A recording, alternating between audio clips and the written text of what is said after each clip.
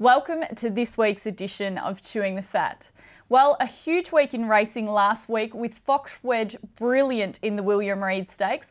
Well, it was terrific to see Kathy O'Hara take out her first Group 1 win on Of Course I Can in the Coolmore Classic at Rosehill. The Chewing the Fat team were awesome in the tipping, with Nat tipping Of Course I Can for the win and Edward tipping the Quinella in the Ranvet Stakes. This week we have a huge show with Edward catching up with Australia's only female race caller, Victoria Shaw. We head to Dubai, as you could see from our opener, with the World Cup this weekend. We'll get you the latest info on the preparation of both Helmet and Sepoy. And of course, we can't forget Rosehill this weekend. We'll preview the feature races, including the Group 1 Rosehill Guineas. And welcome, Edward. Huge show. Always good to be here, Bree. Really looking forward to this week's show. Big weekend in global racing, obviously, with the World Cup. And here we've got Sydney, obviously, with the Rosehill Guineas. So really looking forward to it. But one person's missing, I've noticed. Where's Quinny? Sorry guys, sorry. A little bit late. The wallet was holding me up after last week, so you are kidding. Take one of them for both of you. Get yourself something nice, Edward. Take a girl out. Charity, what do you think I am? That's not what you were saying off air. Take a girl out, Edward. You know, here you've got a couple of toast. I'll keep it, Nick, because I'm not going to get that opportunity too often to take money off you. But seriously, congratulations to Quinny. 7 winners out of the 9 races. Well done, Nick. At Rosehill last week. So good work. It was a fluke, nice to me. But enjoy it while it lasts. Yes, well, Kings Rose and Uarte let me down. Would have been nice to tip the card, but hopefully we can find a few winners again this Saturday. And plenty of people have said to me during the week what an outstanding job your younger brother Tom Sadler did on the show last week. He's a star, you know, in the saddle and also in front of the camera. Yeah, it was really good to have Tom on last week. And of course, this week I'll be catching up with Victoria Shaw, Australia's only female race caller, and a terrific couple of days of racing coming up, both here, as we mentioned, and in Dubai. So really looking forward to it. Hopefully can find a few winners. And I've noticed you've got a roughie for us to beat Helmet in the UAE Derby. Hold that thought. We're going to take a break. And as we go to the break, we're going to watch the last couple of 100 metres from last year's Dubai World Cup. And when we return, you'll see the interview with Victoria's only female race caller, Victoria Shaw. Victoire Peter in front of Transcend. Kate Blanco. Gio Ponti on the outside. Victoire Pisa in front. They're drawing to the judge. Victoire Pisa in front and wins for Japan. Victoire Pisa has beaten Transcend in a Japanese 1-2. Monterosso in a photo for third with Kate Blanco. Then Moose, Gio Ponti, Gitano Hernando, Richards Kid, Buena Vista, followed by Prince Bishop twice over, Golden Sword, Fly Down, and Poet's Voice was last home at the 2011 Dubai World Cup. Increase your chances of winning by nominating your yearling to Australia's richest incentive scheme, Super Vobis. Super Vobis guarantees you higher rewards on the racetrack and makes your yearling more attractive to prospective purchasers. With over $13 million of incentives on offer every season, Super Vobis is the colour of money. Nominations close February the 1st, so for further information, call Super Vobis on 03 9258 4694 or visit the website. Well, Victoria Shaw holds a unique place in the Australian racing industry, being the only female race caller. But not the only female race caller, she's also the only one to have ever called at a TAB venue. Edward Sadler, one of her race calling colleagues, caught up with Victoria to talk about her racing story. Well, I'm here in the heart of the Melbourne CBD to talk to Victoria Shaw, Australia's only female race caller. Well, Victoria, let's start off. You spent your childhood in the Yarra Valley area and grew up with horses. I did. I was very fortunate. It was, I think these days most people consider it an idyllic childhood. I was very fortunate in that my parents acquired former racehorses for me to have as a paddock hack. And had a really nice property up in Sherbrooke next to Burnham Beaches, and after Ash Wednesday, Mum and Dad were a little bit nervous, of course, having the horses. They wanted to get them off the hill if something bad was to occur. So we relocated out to these sort of cleared areas of the Yarra Valley, and I grew up there. It was very, very nice indeed. And that's where your passion for racing sort of stemmed from? I think so. I mean, of course, Yarra Glen, the racetrack, was nearby, but Ed, as a teenager, I was looking at radio as an interest in high school, and that's, I think, when my fascination really kicked off. Did it put you off that there'd been no other female caller before you? Look, Ed, I'm entirely naive about that when I started. I didn't give it any thought whatsoever. Pamela Knox O'Connor, of course, got up in 1948 at Hanging Rock, 50 years to the day prior to myself. And it was a lovely opportunity I had at Mount Gambier when I called a race over there to actually meet Pam. And Pam was a trailblazer in her own right. She was the first lady enrolled to study law at Melbourne University in 1948. She's since done some wonderful work with Indigenous people with writing. And she never attempted that again, but the circumstances, of course, someone needed to take over to save the day, so to speak. I've now since discovered there's been a lady in the 1980s calling races in Japan. I really didn't think for 1 minute that I'm the first, but perhaps there are many other occurrences worldwide where people have just failed to document it, which is a real shame. You mentioned Pamela Knox, of course. You call your first race 50 years after she did, 1998, same track, Hanging Rock. Tell us about that experience. It was a 1600 metre event, and we had the circuit colours, the red with the white love hearts, and I'll never forget Miss Angelique, and I was as nervous as all get out, and it was a huge experience. Jack Starring was there on the day, and I won't let Jack get away with this though. He made me wear a dress, and in my complete naivety and perhaps nervousness on the day, climbing the ladder at Hanging Rock in a sundress was not the smartest thing I've ever done, but never mind. Of course, one of your career highlights has been calling the race at Rosehill on Girls' Day Out, and also calling their picnic meeting on Melbourne Cup Day. What was it like to flick the switch of the PA on Rosehill, where you've got greats like Ken Howard has called there, Terry Bailey, many other great callers that we've had, Ian Craig down the track. So it must have been a massive privilege to get that opportunity.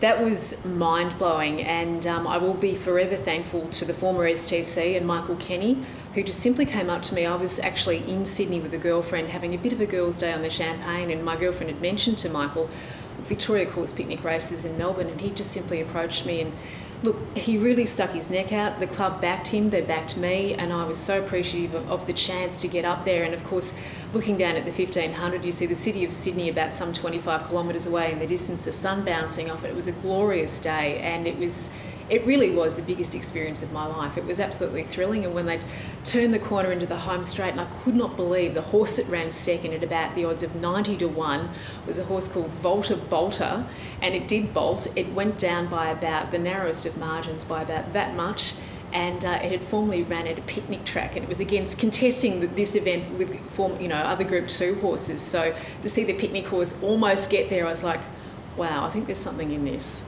How were the nerves that day?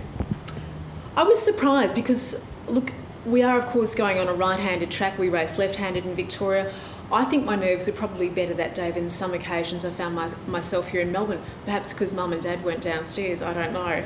Of course, last year we saw Racing for Change in the UK brought about the Filly Factor competition, where amazingly they had 50 entries to see who would become Britain's first female race commentator. What were your thoughts on that? Would you like to see something similar occur, say, from Racing Victoria or one of our other national racing jurisdictions? That would be sensational, and I think the opportunity to say thank you to all of the girls in the UK with Racing Enterprises in London.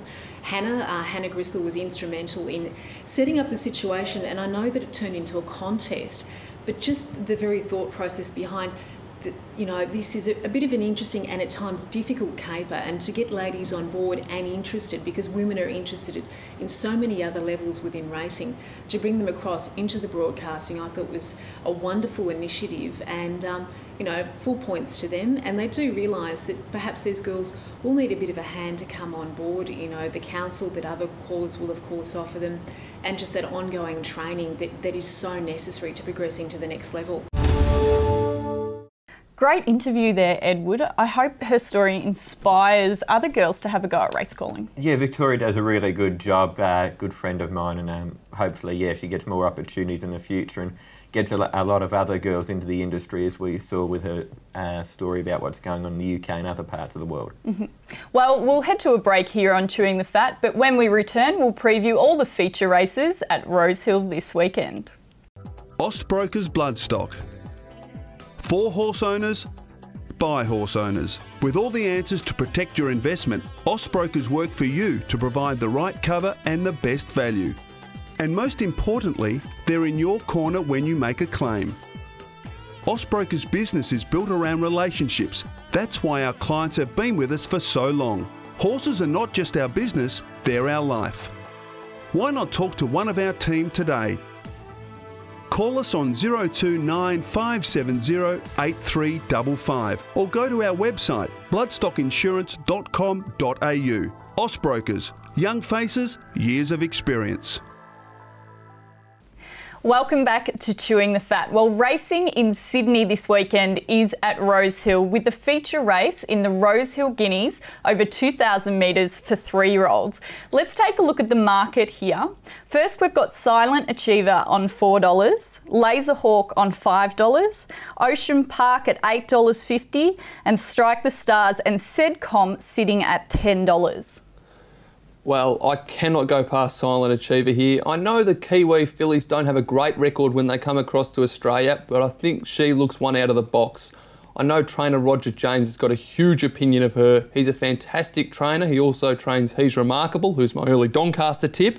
I think they'll bet better than $4. I wouldn't be surprised if you got maybe $5, possibly $5.50, but I think Silent Achiever is definitely one of the best bets of the program. Tricky sort of race, isn't it, though, because you've got 3 lots of form to go through, the Victorians, the Sydney horses, and then you've got the New Zealand horses coming over. I'm going to go with another Kiwi. I'm going to go for Ocean Park for Glenn Boss.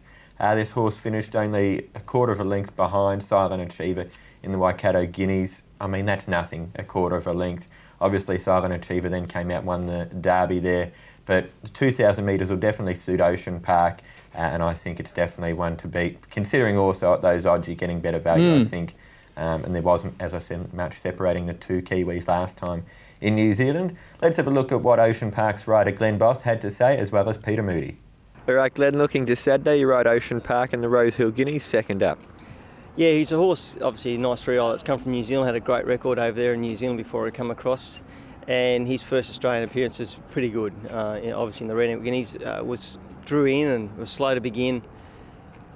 Got a really good run through in transit, and then when luck wanted to be his way, he didn't quite get luck, and I thought he finished off quite well. So 2,000 looks a great trip for him. He should run very well. You get that 2,000 metres gives you confidence, the way he finished off the race too last time? Yeah, well, he's got that form over in New Zealand, so I don't know what he stretched out beyond 2,000 metres. I'm not sure where he fits, but 2,000 looks a really ideal trip for him. Who do you rate as the main dangers in that sort of race, Glenn? Strike the Stars, he'll run obviously Mosheen, be very hard to beat. Highly recommended on Saturday, runs in the Rosehill Guineas. Has he always been the sort of horse that you felt he needed to get out to that 2,000 for us to see him at his best? I thought he was always going to run a strong 2,000. I think maybe last Friday night when he won the Alistair Clark convinced me that maybe he's even going to run a mile and a half. It was a very solidly run 2,000, and he kept coming strong to the line after sort of sustaining about an 800 or 900 metre run to chase down the Derby winner. So pleased to say it's brought him on. He's had a couple of reverse gallops here in the past 10 days, and he's worked super on both occasions. So we'll float him up to Sydney in the middle of the week and look forward to the Guineas Saturday. And you're pretty confident with him heading into the race? I think he'll run extremely well. You know, a lot of the horses will be on trial at the trip. He's got that grounding where he's had the run over 2,000 and done the job. So you know, he beat a Derby winner. Everyone sort of suggested that the Alistair Clark form's pretty ordinary, but he did beat the Derby winner, and the only Derby winner in Australia thus far this season. So that's probably, you know, the best 3-year-old staying form. So, no, I'm very happy. And is this his final run heading into the AJC Derby? Well, this will tell me whether I go to the Derby or not. You know, there's a few options. But, you know, I would like to think that if he did run extremely well Saturday, we'd probably proceed to the Derby. Well, recapping the selections there, Nick, you're going with Silent Achiever, Edward with Ocean Park, and I'm going with Highly Recommended from the Moody stable. Well, let's head to race 6 at Rosehill, the Highland Colours Ajax Stakes over 1,500 metres. Now, a big lineup here with 18 starters and Niagara at the $4.80 favourite. Yeah, I'm going to go around Niagara. Got a couple of convictions this horse, and I'm happy to take it on. The one I'm very keen on from an each-way bet is Speediness, the Colin Scott trained down at Pakenham horse. Speediness flopped out of the barriers last start at Flemington and flew home to finish 4th. Won impressively a few starts before that, and I think Speediness at about an $8 quote is the one to beat. Just a little bit worried with Speediness though. I was going to tip it, but I feel he's drawn a little bit awkwardly for mine. I think he might just repeat his Blamey run of probably from that wide draw, getting back and running home strongly. I actually liked Fast Clip. I'm going with a few of Gaze this weekend actually, but look, I like Fast Clip. Scratch from Newcastle? Scratch from Newcastle, like this horse. First up performance was good enough for this. Stepping up to the 1500 I think will suit as well. Recapping those selections there, Nick, you're going with Speediness. I'll see if its name is really true to its form. Edward, you're going with Gay's Fast Clip, and I'm going Pied a Terre. Well, we'll take a break, but when we return, we'll go through the rest of the program from Rosehill Gardens. Speed, muscle, type, stamping their progeny in the right way. Keep the Faith, an outstanding yearling and scintillating racehorse, exhibited unparalleled speed, including a USA National 6 furlong turf record, and he was leading Victorian freshman sire. Now Host has his first crop racing as 2-year-olds in this new season. Great walking yearlings with a huge follow-through driven by big back ends. They have a style reminiscent of how Host raced, with trademark long strides and barnstorming finishes. Finally, Cap Hero. His oldest progeny are just yearlings and present at the 2012 sales. Considered the best type of yearling ever sold by Swettenham Stud Australia, he showed his class as a super fast 2-year-old and sprint winner of 10 races. Keep the Faith, Host and Cap Hero all standing at Swettenham Stud in 2011 at an early bird fee of $7,000. Welcome back. Well, this Saturday is the last opportunity for 2-year-olds to book their spot in the running of this year's Golden Slipper. The first of the 2-year-old races at Rosehill is the Group 2 Magic Night Stakes over 1,200 metres for the ladies. Let's take a look at the market here.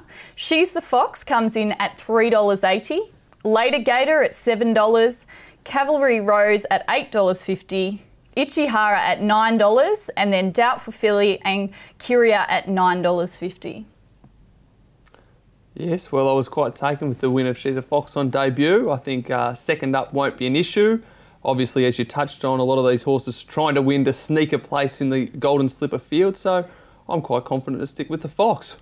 I'm going for Valerio here. Nick finished not too far behind Jade Marauder last time in the Sweet Embrace. This is a really tough race, I think, to pick.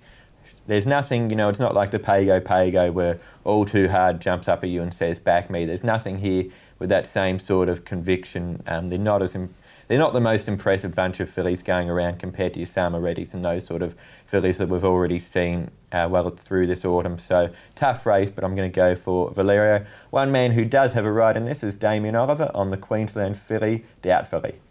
Well, Damien, looking ahead to Saturday, start off your ride Sabrage on the Rosehill Guineas. What do you think of his Alistair Clark performance? Yeah, it was a nice enough run. I think we're hoping for a bit drier track for him up there, which is wishful thinking in Sydney, but the distance is a nice trip for him, and hopefully gets on a bit drier track. He seemed to hit the line pretty well at the Valley. Yeah, he did. He was under pressure a fair way out and just hit a couple of bad patches at about the 600 and still finished off okay. So you felt you had to elect to go to the inside, you weren't making enough ground to go around the outside? Yeah, that's right. And stepping up to the 2400 for the Derby in a couple of weeks' time, you'd imagine these sort of races are perfect for him. Yeah, ideal. Yeah, he's proven he ran a nice race in the Victorian Derby over the mile and a half, so you know it's no problem for him at all. And do you feel that he's improved since the spring? I think he's held his form. I wouldn't say he's improved, but he's sort of at about similar mark. You also rode a 2-year-old filly Doubtfully at Rosehill on Saturday, last start winner of the Gold Coast. Yeah, that's right. She ran really well on a soft track, so if it does come up soft, it won't bother her chances. She's got good speed and she'll be there for a long way. Well, the other 2-year-old race from Rosehill this weekend is the 1,200 metre Pago Stakes for colts and geldings. Let's take a look at the market. All Too Hard is clearly leading at $1.40, Collect at $4.60, Narcissist at $9, Pure Hustle at $11, and one of my favourites, Le Cap, at $21. Well, All Too Hard, continuing the family tradition of being a superstar, the famous half-brother to superstar Black Caviar. I think All Too Hard is clearly the one to beat. They're not going to put me on a stamp for finding that one.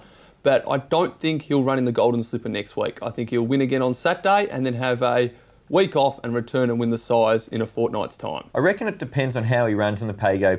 If he gets a soft win, then I think they'd be tempted to back him up into the Slipper. I mean, what's stopping you from a stay-in perspective in the years ahead? You know, that's going to be perfect for him. He's bred beautifully. You'd think the Slipper's just the race for him, that worth having a throw at the stumps. But if he did have a hard run on, I imagine, as you said, they'd probably give him a week off and head into a race like the Sires or even further down the track, the Champagne Stakes later on at Randwick. He was just super impressive in the VRC size. I can't see anything getting near him. Okay, so our tips there, we're all actually going for All Too Hard. So not too difficult there. Not too hard. Very good. Finally, race 4 on the card is the Challenge Stakes, which looks to be a match between Bell Sprinter and Rain Affair. Rain Affair is leading the tipping at $1.70, Bell Sprinter at $3.40, Neeson at $7 and Elite Falls finally at $8.50. I'm tipping an upset here. I think he's poison odds Rain Affair. He's been winning these small fields in Sydney on soft tracks. We saw in the Newmarket he went very hard. I wouldn't be surprised if that run gassed him a little bit. I don't mind the fact Bell Sprinter was scratched from this race, will be fresh, has a tremendous fresh record, will strip fitter after an unlucky run in the Oakley Plate. He's still trying to get out and find a gap there. Absolutely, was very unlucky in the Oakley Plate. If he had the run that the winner Wooram had, I think he would have won the race. So I'm going to stick with Bell Sprinter. I'd love $4. If it gets to $4, double the bet on an each way basis. I like Rain Affair. He gets back to Sydney. I mean, he was on the wrong leg pretty much from the 1,000 onwards in the Newmarket. He just clearly wasn't suited by the straight and the Melbourne way of going. He gets back to the Sydney way of going. A little bit of a query on Bell Sprinter given the amount of time he's had off, and I think he probably, given that he was scratched from the Newmarket and they elected not to run the William Reid. I know there's a lot of options, but to me there might be a couple of little niggling problems there. I think Rain Affair is definitely the one to beat, given it's in Sydney. Well, to be honest, I was a little bit torn with this selection, but I have gone with Rain Affair. So Edward and I are going for Rain Affair, and Nick, as you mentioned, Bell Sprinter for you. So best of luck with that. No, thank you, but I won't be needing it.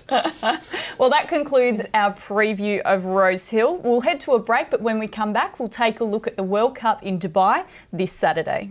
There's never been a better time to enjoy all the new benefits of being a Moonee Valley member. Membership is great value, now with no nomination fee. And for only $230, you'll enjoy membership privileges and great racing, including the Tats Cox Plate and premium night racing. You'll receive a complimentary racebook and beverage at every meeting and have access to quality facilities and dining. Why wait? Ring 1300 797959 and become a Moonee Valley member today.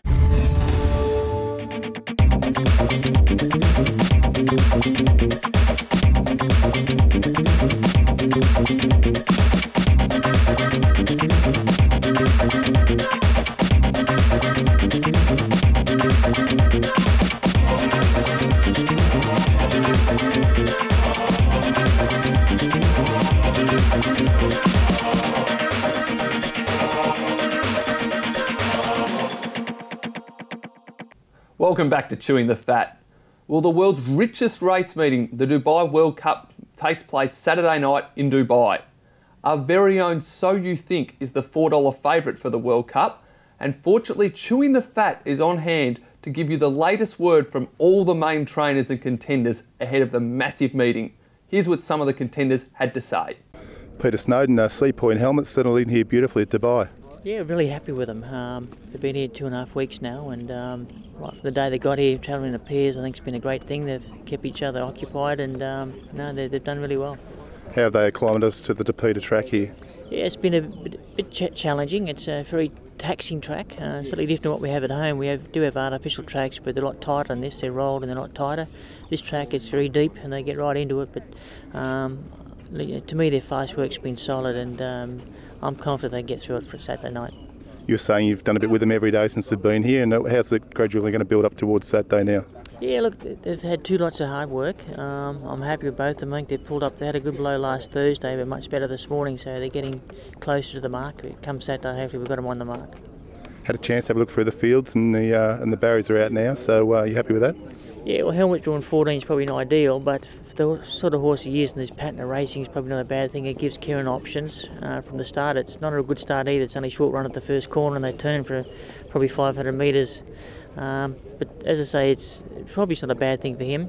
Seapoy's drawn 9, good speed, drawn close to the fence with Rockerman drawing 1, so he's drawn ideal. So no doubt he's going to have something to chase. But the important thing is to keep them within themselves. It's all right to go quick, but you've got to be, the last furlong is going to be very, very taxing. So we'll be mindful of that. Be close to them, but try and keep something late. Patrick Shaw, Rocket Man, returns to Dubai to defend his title. He looks to be in fantastic order. Yeah, he looks good. Went around well. Felix was very happy. Obviously, he hasn't ridden him in a while. And it's the first time he's been on his back in a couple of months. And he said he feels as good, if not better. Looked to be nice and fresh this morning too. Yeah, he would be fresh up, you know. He has been out for 3 days. So he's a type horse that loves his work. And he was a bit keen this morning. Expected it. And he's getting a bit keener in his work anyway. So, you know, he's getting older and wiser now. He wants to get it over with. Well, Rocket Man's trainer Patrick Shaw is never short on confidence, is he? No, he's not, but I think Sepoy should run a good race. I mean, he's our top 3-year-old going over there and has been there for a few weeks now, so he's had plenty of time to acclimatise. It's just going to be a terrific meeting and great also, you know, we can sit back and watch it on the telly and enjoy it all on Sky or TVN or whatever we want to watch it on and really enjoy a terrific night's racing. Obviously, So You Think in the World Cup. We've also got Hortensia representing us in the Alquoz Sprint and Helmet and Sepoy, of course. And Soul as well, another ex-Aussie going around. But from a punting perspective, if you do want to have a bet on any Australian horse, you've got to take the fixed odds.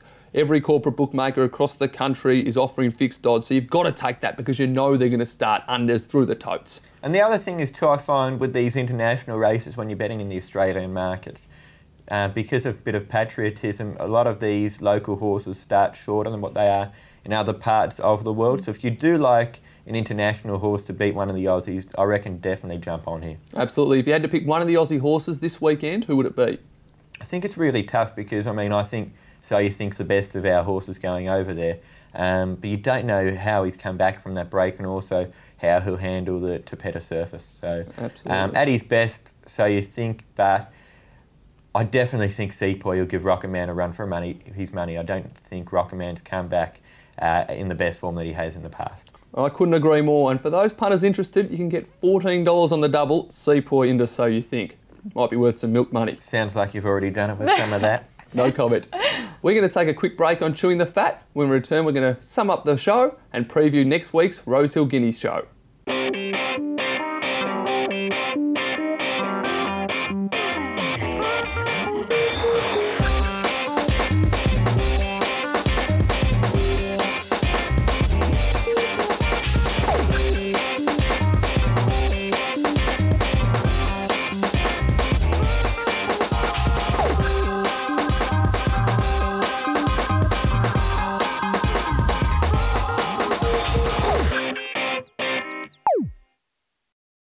Well, before we wrap it up, we want to check out our best bets and roughies for this weekend's racing. Nick, what are you looking at? I've got mine at Cranbourne on Friday night. Very happy to promote the Cranbourne night meetings as well. I think it's a great initiative. But race 7, number 2, how would you pronounce that, Brie? I would say Sempre Arriba. I'm going to run with that, more than happy with that. This horse, all I know is, might not know how to say it, but is an ex-Kiwi galloper who's had 2 starts in Australia and has hit the line very strongly both starts. Bolted in a trial recently, and I think is probably the best bet of the weekend. And your roughie for the weekend? My roughie is over in Dubai. To knock off Helmet in the UAE Derby. I love Helmet. It's a favourite of mine, obviously, the comparisons between my hair and him. But I'm going to go with one. And how would you pronounce this one, Brie? Martimer? Martimer. More than happy to run with that again. But all I know is this horse is an absolute star. Glenn Schofield takes the ride, is currently $31 on the fixed odds. That is a ridiculous price. Bet now, bet each way. I honestly think it'll start near favourite. Glenn Schofield said it is the best horse he has ever ridden. So before you comment, just think about that. He's ridden Manuanui, Haylist, and he's rated this horse the best. And my best bet I've gone for Harry Rocks at Moonee Valley this Saturday. Mick Price burned me last time by saying it will win, but didn't have a great run down the straight of Flemington last time. Gets back to the Valley, lower grade of race. Mick again said it will win earlier this week at track work. So one more time sticking with Mick and Harry Rocks, and sticking with family at Cranbourne Friday night with Danger is my best roughie for young Tom Sadler in the last to get you out there. The toppy. Yeah, best of luck to Tom. Well, he ran a good race, a couple of starts back there for Tom at Cranbourne on the first Friday night meeting they had there, and he's a pretty consistent horse. He hasn't won for a while, but he's certainly been around the money and finished in the placings on a number of occasions. Well, my best bet, I'm at Rosehill for race 9. Number 5, Satin Shoes. It was a bit seductive. All right, you're sticking with satin shoes. I should have worn my satin shoes. No, I'm sticking with satin shoes. It's one of my mum's favourites as well. So satin shoes also accepted for the challenge as well. So terrific. Well, we'll see. We'll see which way satin shoes goes. And for my roughie, I'm going with, as mentioned earlier, race 2, number 6 at Rosehill, Le Cap. Lovely. Well, there we go. We've got plenty of winners there. And I think a new screensaver for the Chewin the Fat. No, more than happy to stick with Natalie in the Wonder Woman outfit. Well, it's been a great show. You touched on the Twitter and the Facebook. We urge all people to get involved. A lot of Twitter banter last week about the show. My favourite was a few people pointing out how I stumped you about where Under the Hat was going to run. Regrettably, we brought it up because it's still running. Yep. But no, that was good for banter. So everyone get involved. Send us your comments, preferably if they're positive. It's been a great show. Thanks very much, Edward. Thanks very much, Bree. That's all we've got time for, regrettably, on Chewing the Fat. Next week, though, we're going to return to preview the Golden Slipper and what a cracking race it's going to be. We're going to be joined in the studio again by a regular, Steph Grintel, to take us through the Inglis Sale up in Sydney. You've been watching Chewing the Fat. Get to Moonee Valley this Saturday and happy punting.